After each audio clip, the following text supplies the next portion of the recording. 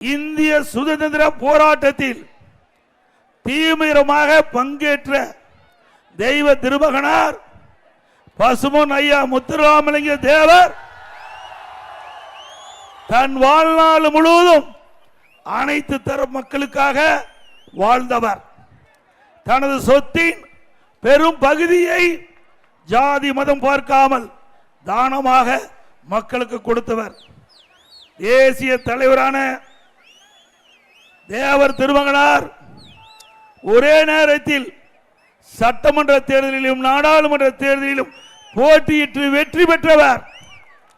தமிழ்நாடு குறிப்பா தென் மாவட்ட மக்கள் நெஞ்சங்களிலே நீக்கா வாழும் பசும்பொன் ஐயா முத்துராமலிங்க தேவர் அவர்களுக்கு நாட்டின் உயரிய விருதான பாரத ரத்னா விருதினை வழங்க வேண்டும் என்று அதிமுக சார்பா மத்திய அரசிடம் கோரிக்கை வைப்பு. அதை நிறைவேற்றுவதற்கு அனைத்து முயற்சியும் அதிமுக கட்சி எடுக்கும்.